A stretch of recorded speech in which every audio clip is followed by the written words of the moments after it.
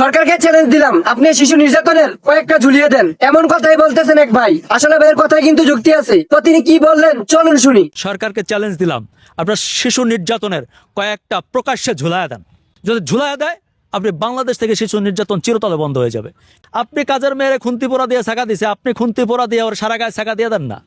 আপনি একটা দুইটা বিচার করেন না, দেখবেন এই দেশে থেকে এগুলো বন্ধ হয়ে গেছে। হাজার হাজার মোহনা নির্যাতিত হচ্ছে ঘরে ঘরে, তাদের খবর আমরা পাই না, পাশেও দাঁড়াতে পারি না। মেয়েগুলা মরে যায়, ঝরে যায়। যেই বাচ্চাটা খাবারের জন্য টিস্যু পেপার খেয়েছে, যারা বাথরুমে থেকেছে, সেই দম্পতির কোনো অধিকার নেই রমজান মাসে বাইরে সুন্দরভাবে সেহরি ইফতার করার। আমরা বিচার করেছি, আমরা এ পর্যন্ত এসেছি, আমরা ইনশাল্লাহ এখন পর্যন্ত সফল। আসসালামু আলাইকুম।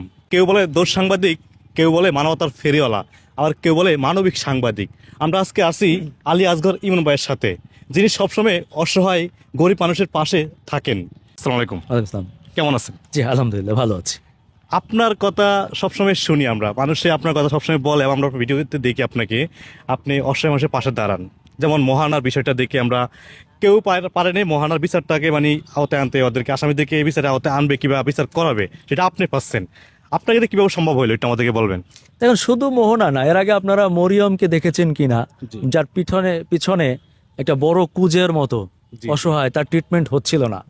আমি তার চিকিৎসার ব্যবস্থা করেছি এবং তার চিকিৎসায় 2 কোটি টাকার একটা মেশিন কেনা দরকার হয়েছে, যেটা আমি বাংলাদেশ গভর্নমেন্টকে দিয়ে সেই মেশিন কিনিয়ে তার ট্রিটমেন্ট চালিয়ে যাচ্ছি এখনও, গত 2 বছর ধরে।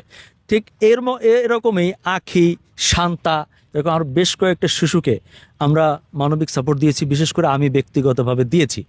এটা হচ্ছে কি যে আমার এদের জন্য মন কাঁদে। আমি গরিব ফ্যামিলির সন্তান, তো আমরা অনেক স্ট্রাগল করে একটা জায়গায় এসেছি।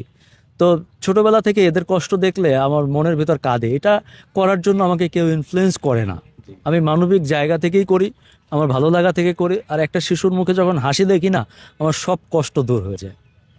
আমরা দেখছি মহানার যে বিচারটা মানে এমডি ওনার প্রতি কারো সাহস নাই যে আসলে উনি ওনার প্রতি যে মানুষের বিচারে আওতায় আনবে কিংবা কেউ বলবে, কিন্তু সেই জায়গায় আপনি দেখলাম যে সাহসিকতা দিকে আপনি দাঁড়াইছেন পাশে।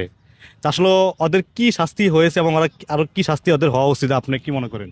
দেখুন, যে বিমানের এমডিকে পুলিশ গ্রেফতার করতে সাহস পায়নি, জি, তাকে থানায় আনার পরেও তাকে কমলা আর আপেল খাওয়াচ্ছিল, তাকে লকআপে ঢোকায়নি, জি, মানে তাকে ওখান থেকে বের করে দেওয়ার চেষ্টা করা হয়েছে।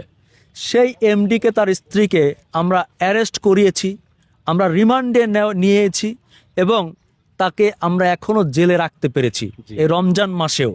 এটা সম্ভব হয়েছে শুধুমাত্র এরকম অমানবিক কাজ দেখে। একটা মানুষের জীবন ঝুঁকি কি, সর্বোচ্চ আমার জীবনটা কেড়ে নেবে, তাই না? হ্যাঁ, আমি যদি মরে